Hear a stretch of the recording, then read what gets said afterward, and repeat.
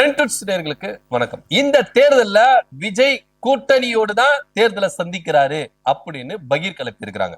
கூட்டணி அப்படின்னு சொன்ன என்டிஏ கூட்டணி எல்லாம் கிடையாது, இது வேற மாதிரி கூட்டணி அப்படின்னு சொல்லலாம். அப்ப விஜய் சொன்னாரு மக்களோட தான் கூட்டணி, அப்படியா? அதுவும் கிடையாது, இது வேற கூட்டணி அப்படின்னு ஹைப்பரை கிளப்பி விட்டுட்டே போறாங்க டிவிக்கு. உண்மையிலேயே டிவிக்கு கூட்டணியோடு நிக்குமா இல்ல தனித்து களம் காணுமா? டீடைலா டமால் டுமில் பாலிடிக்ஸ்ல பார்க்கலாம் வாங்க.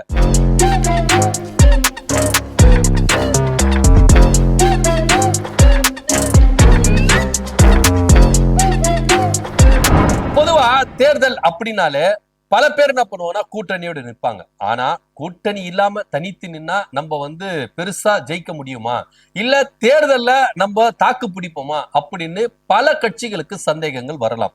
ஆனா கூட்டணியோடு நிக்கலாம்பா, ஏன்னா இந்த காலகட்டம் அப்படியேதான் இருக்கு. பெரும் பெரும் கட்சிகள் அதிமுகவா இருக்கட்டும் திமுகவா இருக்கட்டும் கூட்டணி இல்லாம தனித்து நிக்க முடியாது அப்படின்ற ஒரு சூழ்நிலை இங்க தமிழ்நாட்டு அரசியல்ல இருக்கு. அப்படி இருக்கும் பொழுதுதான் திமுகவா இருந்தாலும் சரி அதிமுகவா இருந்தாலும் சரி கூட்டணி பலத்தை நிரூபிக்கணும் அப்படின்றதுக்காகவே தங்களுடைய கட்சிகள்ல சின்ன சின்ன கட்சிகளா இருந்தாலும் சரி அமைப்புகளா இருந்தாலும் சரி பல கட்சிகள் கூட்டணியோடு என்ன பண்றாங்க, இந்த தேர்தலை சந்திக்கிறாங்க. பொதுவா இப்போ 2026 சட்டமன்ற தேர்தல் அப்படின்றது ரொம்ப பல பரீட்சையா இருக்கு. நம்முடைய முதல்வர் ஸ்டாலின் அவர்கள் சொன்ன மாதிரி இது தமிழ்நாட்டுக்கும் டெல்லிக்குமான தேர்தல், தமிழ்நாட்டுக்கும் என்டிஏ கூட்டணிக்குமான தேர்தல் அப்படின்னு ரொம்ப டீட்டெயிலா சொல்லியிருக்கிறார்.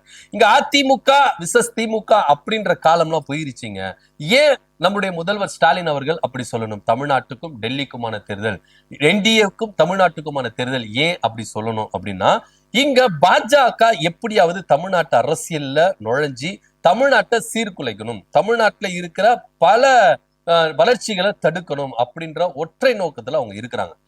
கொஞ்சம் கற்பனை பண்ணி பாருங்களேன், அதிமுக கூட பாஜக கூட்டணி வச்சிருக்கு. ஒருவேளை அதிமுக இங்க ஆட்சியை பிடிச்சு பாஜக வந்துட்டா தமிழ்நாட்டுல என்னென்ன நடக்கும் அப்படின்னா, நம்முடைய மாணவருடைய கல்விகள் பறிக்கப்படும், இந்தி திணிக்கப்படும், அதே போல நம்மளோட வளர்ச்சிகள் எல்லாமே குறைக்கப்படும். அது மாத்திரம் இல்லாம டெல்டா மாவட்டங்கள், அதாவது வேளாண் துறையில சிறந்து விளங்குற மாவட்டங்கள்ல இப்போ ஹைட்ரோ கார்பன் பல திட்டங்கள் இருக்குல்ல, அந்த திட்டங்கள்லாம் செயல்படுத்துவாங்க. மதுரையில கூட நிலக்கரி எடுக்கிறதுக்காக சுரங்கெல்லாம் அமைச்சு பல போராட்டங்கள் பண்ணதுனால அது பேக் அடிச்சாங்களா ஒன்றிய அரசு, அந்த விஷயங்கள்லாம் வந்துடும். தூத்துக்குடியில காப்பர், இது எல்லாமே பாஜக என்னென்ன திட்டங்களை இங்க செயல்படுத்த முடியுமோ அந்தந்த திட்டங்களை அழகா இவங்க என்ன பண்ணுவாங்க, இந்த 5 வருட ஆட்சி காலத்துல செஞ்சிருவாங்க.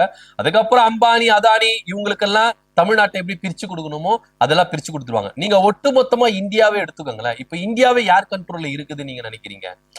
ஒன்றிய பாஜக அரசு கண்ட்ரோல்ல இருக்குதானே? ஏன்னா எதிர்கட்சி தலைவர்கள் ஒவ்வொரு முறையும் நாடாளுமன்றத்திலும் சரி வெளியிலும் சரி ஒவ்வொரு தடவையும் நம்மளோட ஒன்றிய அரசு மோடி அரசு என்ன பண்றாங்க, விமர்சிச்சுட்டே வராங்க. முழுக்க முழுக்க அம்பானி அதானியோட கையில தான் இந்தியா இருக்குது அப்படின்னு சொல்றாங்க. இந்த பொருளாதார வளர்ச்சி எந்த அளவுக்கு கீழ் நோக்கி போயிருக்கு அப்படின்னு சொல்லிட்டு பொருளாதார வல்லுநர்கள் சொல்றாங்க. இப்படியா இருக்கும் பொழுது தமிழ்நாட்டை மேலதான் அவங்க ரொம்ப குறியா இருக்கிறாங்க. ஏன்னா தமிழ்நாட்டுல திமுக அப்படின்ற ஒரு கட்சியும் திமுக கூட்டணி கட்சிகளும் தொடர்ந்து ஒன்றிய அரசு கொண்டு வர திட்டங்களை எந்த அளவுக்கு எதிர்த்து போராடுறாங்க அப்படின்றத எல்லாருமே நினைச்சிருப்போம். இப்போ அதிமுக இதுக்கெல்லாம் குரல் கொடுக்குதா அப்படின்னா குரல் கொடுக்கவே இல்லை. ஏன்னா கூட்டணிக்குள்ள இருக்கிறாங்க, அந்த ஒரு காரணத்துக்காக குரல் கொடுக்க முடியல. அப்போ 4 வருஷம் ஆட்சி இருக்கும் பொழுது எடப்பாடி பழனிசாமி அவங்க மூலியமா சில திட்டங்களை பாஜக உள்ள கொண்டு வந்தது. இதன் மூலியமா உதய் மின் திட்டம், இதன் மூலியமா தான் நமக்கு மின்சார உயர்வு அப்படின்றதெல்லாம் வந்திருக்கு.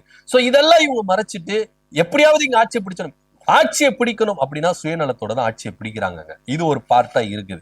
இப்போ புதுசா கட்சி ஆரம்பிச்சிருக்க விஜய் அவர்கள், அவருக்கு என்னன்னா இந்த தேர்தலை எப்படியாச்சும் ஜெயிச்சிடணும், முதலமைச்சராக போறேன் அப்படி இப்படின்னு சொல்லிட்டு வர்றாரு. ஆனா கூட்டணியோட தான் வரணும் அப்படின்ற ஒரு எண்ணம் அவருக்கு இருந்ததுனாலதான் தன்னுடைய முதல் மாநாட்டிலேயே என்ன சொல்றாருன்னா ஆட்சியிலும் அதிகாரத்திலும் பங்கு அப்படின்றத அவர் அறிவிச்சார். ஆனா இங்க கூட்டணி ஆட்சி அப்படின்றத அவர் என்ன பண்ணாரு, கன்ஃபார்ம் பண்ணாரு. ஆனா ஒருத்தர் கூட போல.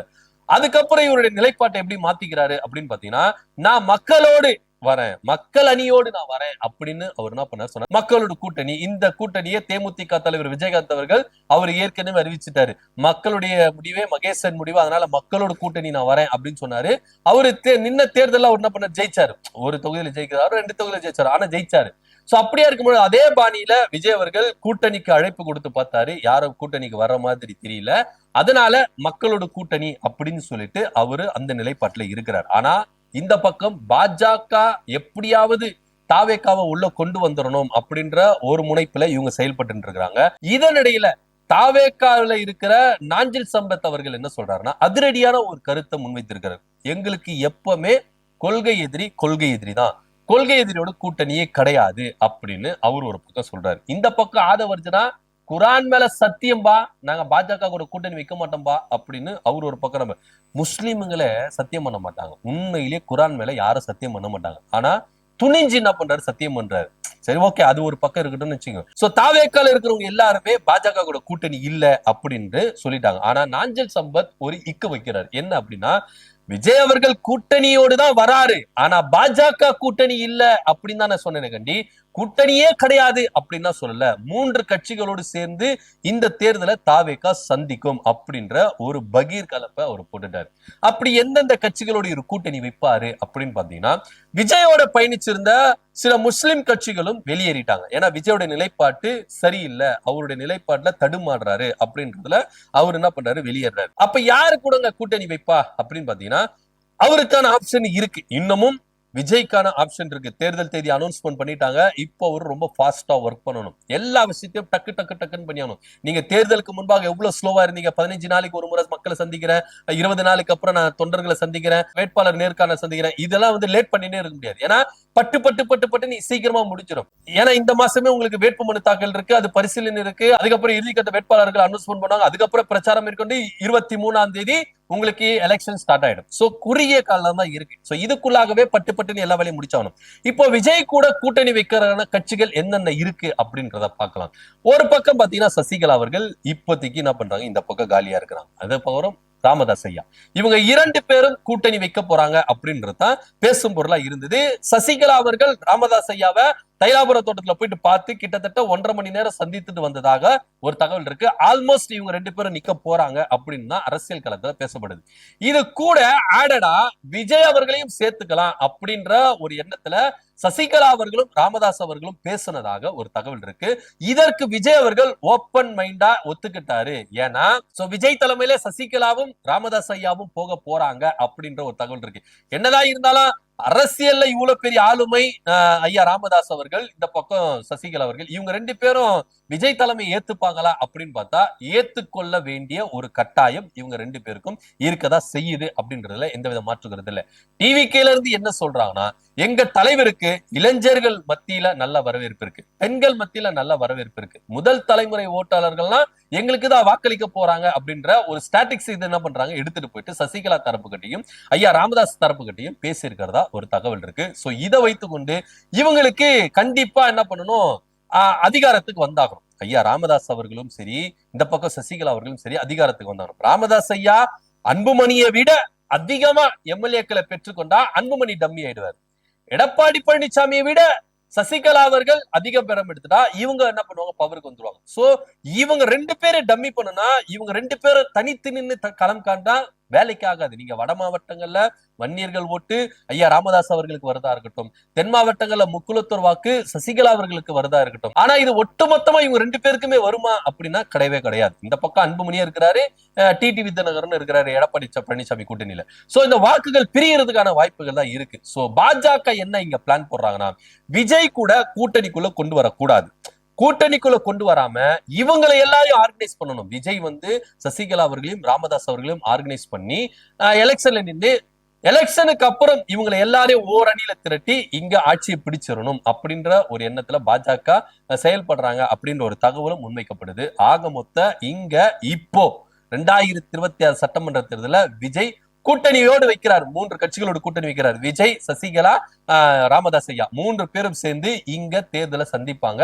இவங்களோட தான் கூட்டணி அப்படின்றத நம்ம நாஞ்சில் சம்பத் ஐயா சூசகமான பண்றாரு, சொல்லிட்டாரு. சோ இப்போ இதுதான் ரொம்ப பரபரப்பா போயிட்டு இருக்கு.